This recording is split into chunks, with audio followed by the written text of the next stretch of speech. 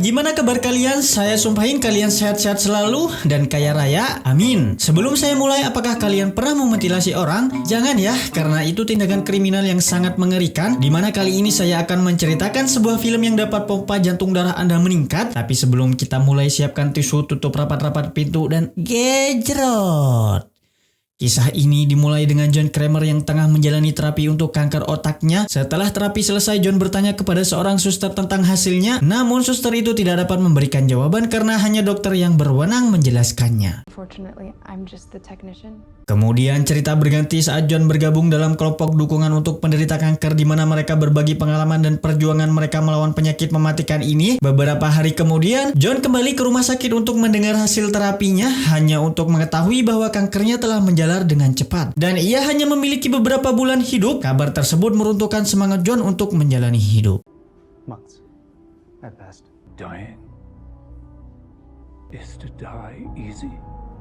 Ketika hendak meninggalkan tempat itu, John melihat seorang petugas kebersihan di rumah sakit yang berniat mencuri barang berharga dari pasien yang sedang dirawat. Tiba-tiba Skin mengalihkan perhatian John dan menunjukkan bahwa petugas kebersihan yang hendak mencuri tadi telah berada di sebuah ruangan dengan alat-alat yang menempel di tubuhnya. Ia terlihat duduk di kursi dengan alat vakum yang menempel di kedua matanya.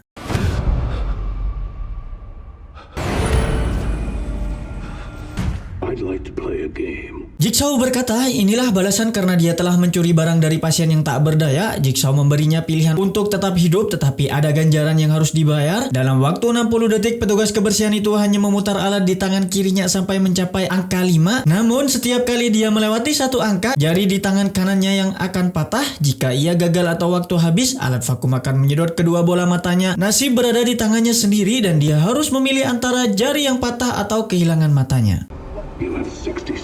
Tak lama kemudian permainan pun dimulai dengan petugas itu merasakan sakit yang luar biasa. Ia terus memutar alat tersebut hingga akhirnya tidak sanggup lagi dan waktu habis, kedua bola matanya tersedot keluar. Ternyata permainan tadi hanyalah imajinasi dalam pikiran John jika petugas tersebut melanjutkan aksinya. Namun John langsung menggerebek petugas itu sehingga ia tidak jadi mencuri. Kisah berlanjut ketika John pergi ke sebuah taman dan terlihat sedang menulis surat wasiat menjelang akhir hidupnya. Tidak lama kemudian ia bertemu dengan Henry, seorang anggota perkumpulan penderita kanker. John merasa heran melihat kondisi Henry yang semakin membaik dan Henry mengungkapkan bahwa ia telah sembuh total dari kanker pankreas stadium 4 itu yang telah dideritanya. Complete remission.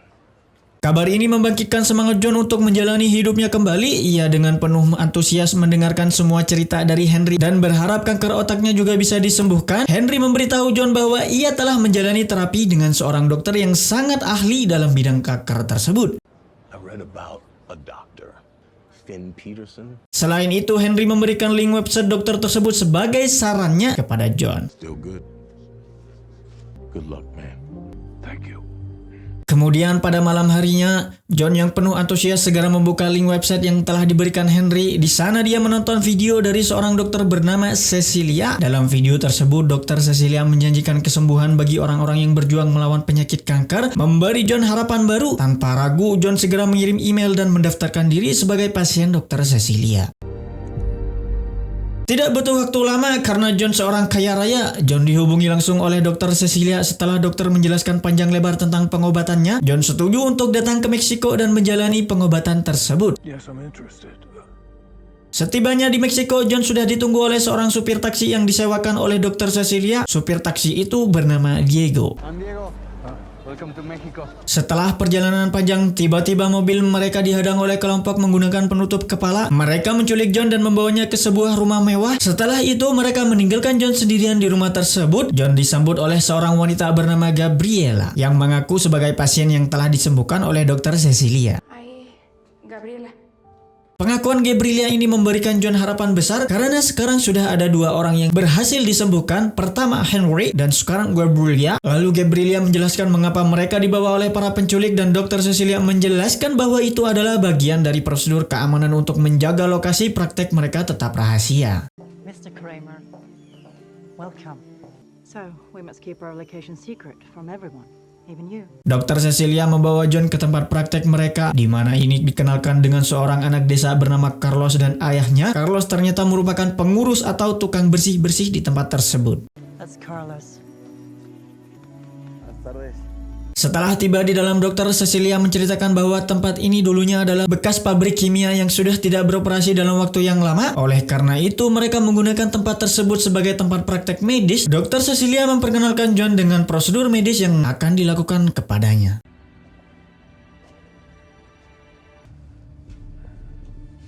Kemudian Dr. Cecilia juga memperkenalkan John kepada anggota timnya termasuk Matteo, seorang ahli anestesia, dan Valentina, seorang perawat yang bertanggung jawab mempersiapkan kebutuhan pasien. Pada saat itu, Valentina sedang melakukan sesi terapi dengan seseorang bernama Parker yang juga mengaku telah membaik sejak mengikuti sesi terapi dari Dr. Cecilia. Mereka kemudian memulai pemeriksaan terhadap John Kramer. Keesokan harinya, John bertemu dengan Carlos yang sedang memperbaiki sepedanya. John membantu Carlos dalam perbaikan tersebut. Setelah itu, John memulai prosedur operasinya. Mereka membius John dalam keadaan setengah sadar. John sempat melihat proses operasi melalui pantulan kaca, namun monitor segera dialihkan. Singkat cerita, proses operasi berhasil dan John kini dalam masa pemulihan. Dr. Cecilia menunjukkan hasil tes darah John yang semuanya normal. Kemudian si dokter mengingatkan John untuk minum obat yang diberikan selama 7 hari ke depan, dan dia yakin bahwa John akan sembuh total dari kankernya. One in the morning and one at night. Okay. Dalam beberapa hari, John sudah bisa kembali menjalani hidupnya. Dengan keyakinan penuh pada Dr. Cecilia, dia berjanji akan menyelesaikan sisa bayarannya besok. I'll wire the second half of the payment tomorrow morning. Thank you, John.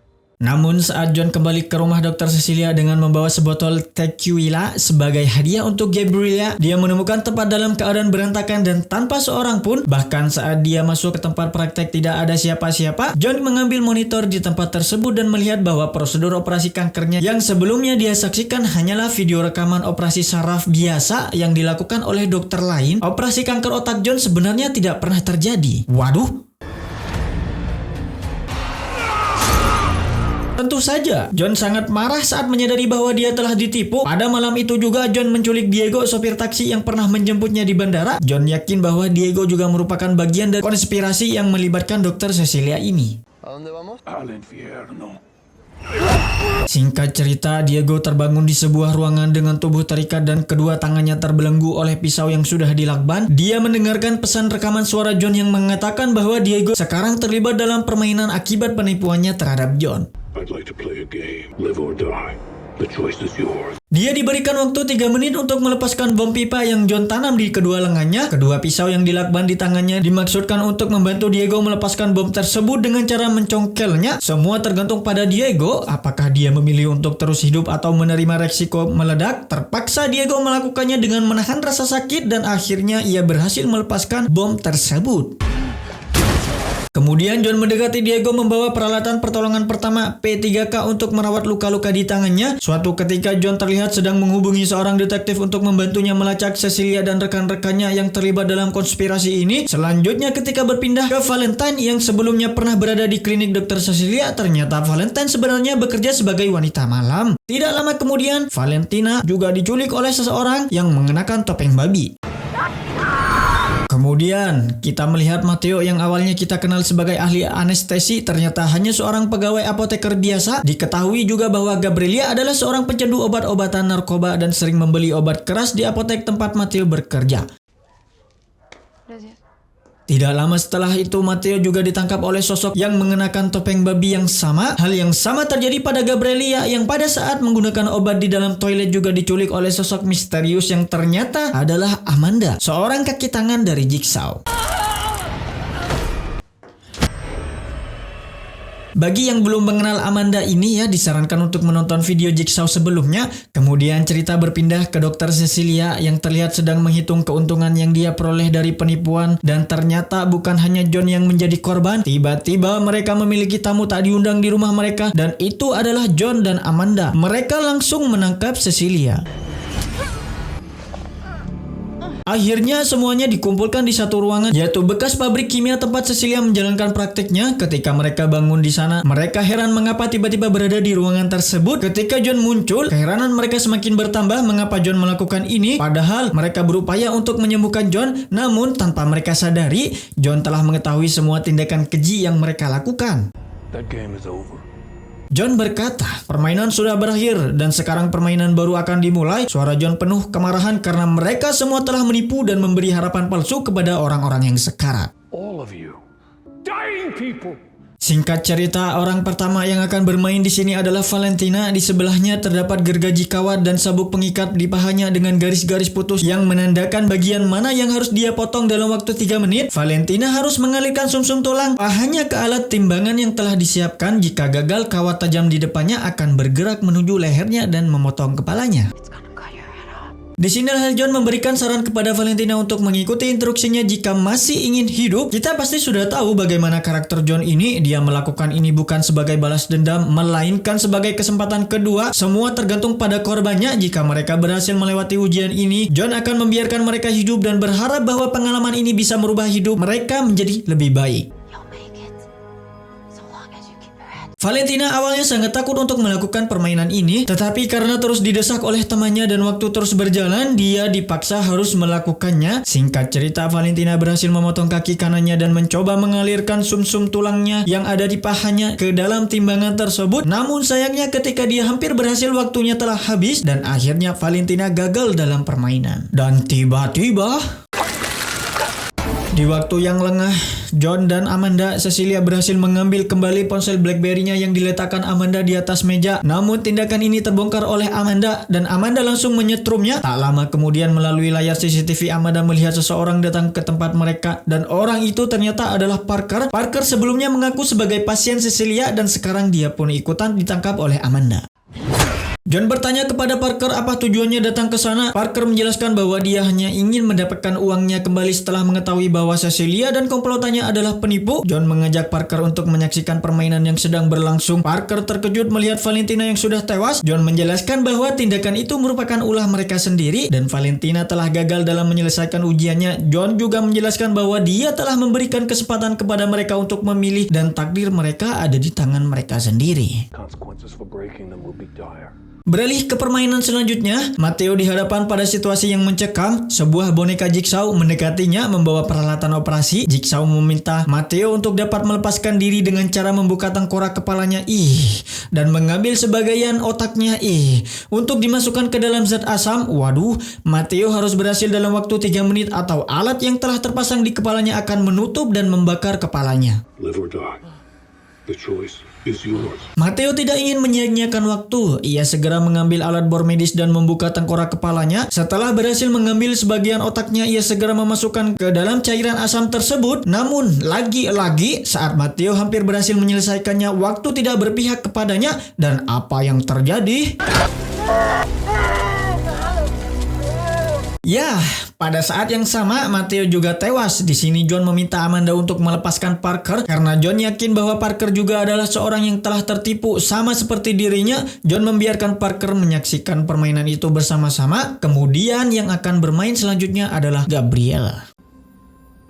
Dekatnya dengan boneka Jigsaw sambil membawa tab rekaman. Namun karena ketakutan, Gabriella malah melempar rekaman tersebut sebelum mendengar aturan permainannya. Namun permainan tetap berlanjut. Tiba-tiba rantai di tangannya ditarik ke atas, membuat Gabriella tergantung. Di depannya ada alat radiasi panas yang bisa membakar wajahnya secara perlahan-lahan.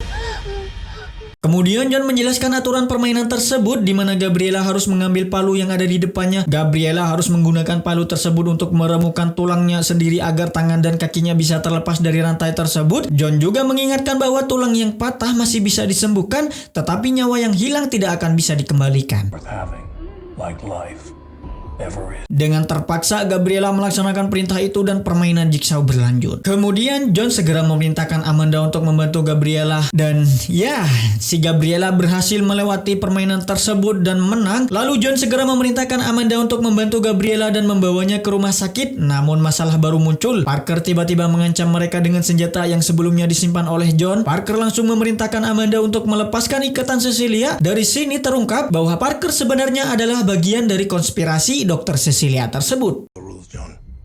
Parker dan Cecilia kemudian membalas dendam mereka. Mereka memaksa John untuk bergabung dalam permainan yang seharusnya dimainkan oleh Cecilia. Sementara Amanda diikat dengan rantai di dekat John. Disinilah John berbicara, mengatakan bahwa mereka harus menyelamatkan Gabriella terlebih dahulu karena dia telah memenangkan permainannya dan layak untuk hidup. Namun sayangnya Cecilia memutuskan untuk membunuh Gabriella. Mengapa? Menganggap bahwa Gabriella sudah tidak dapat diselamatkan lagi.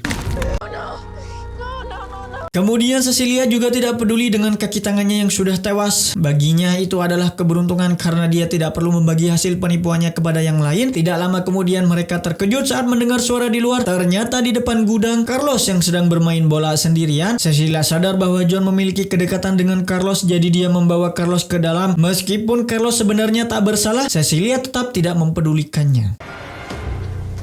And a terrible, unforeseen consequence. Disinilah John meminta Carlos untuk tidak menarik tuas tersebut. Namun kemudian Parker menghidupkan mesin yang membuat mereka berdua tertarik ke bawah. Sebuah selang berisi darah tumpah ke wajah mereka, menyulitkan mereka untuk bernafas. Yang luar biasa dari John adalah bahwa dia terus menahan tuas itu agar Carlos tidak terkena darah. Namun Carlos yang tidak tega melihat John berusaha menarik tuasnya, tetapi John tetap keras berpegang pada tuas tersebut.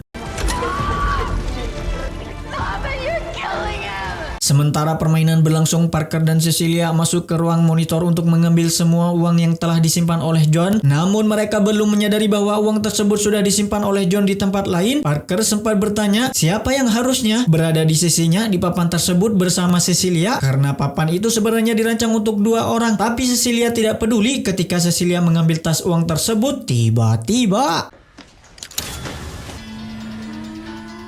ya, alarm berbunyi dan ternyata itu jebakan. Mereka berdua yang membuat permainan John dan Carlos tiba-tiba berhenti. Lalu pintu di ruang monitor tertutup dengan sendirinya yang membuat Parker dan Cecilia terkurung di dalam ruangan tersebut. Di sini mereka baru menyadari bahwa uang tidak ada di dalam tas. There's some money. Cecilia mencoba menembak pintu tapi pistol itu malah macet. Ternyata semua ini adalah bagian dari rencana John Kramer. Dia telah membuat bubuk mesiu dari peluru pistol itu dengan sengaja meletakkan pistolnya ketika Parker melihatnya. Dari awal John sudah mengetahui bahwa Parker adalah salah satu komplotannya Cecilia. John mengetahui dari Diego, si sopir taksi, yang juga memberitahu bahwa Parker memiliki hubungan khusus dengan Cecilia. Itu sebabnya John tahu bahwa Parker akan datang untuk menolong Cecilia. John juga sengaja membawa Cecilia menelepon Parker untuk memancingnya. John juga sengaja membiarkan Cecilia menelepon Parker untuk memancingnya datang ke tempat ini. Akhirnya John berhasil menjebak mereka ke dalam permainan terakhir. Perkiraan Parker tentang permainan Cecilia ternyata benar. Sebenarnya permainan itu tidak dibuat untuk Cecilia, melainkan hanya sebagai jebakan dari John agar mereka berdua masuk ke ruangan monitor itu. Work against each other. Kemudian mereka saling membunuh satu sama lain demi menyelamatkan diri dari asap yang berbahan kimia sekaligus mematikan itu. Pada akhirnya Parker kalah dalam pertarungan melawan cewek tulen itu. Akhirnya John dan kawan-kawan meninggalkan sendirian si Cecilia ini di dalam ruangan yang terkunci untuk selamanya.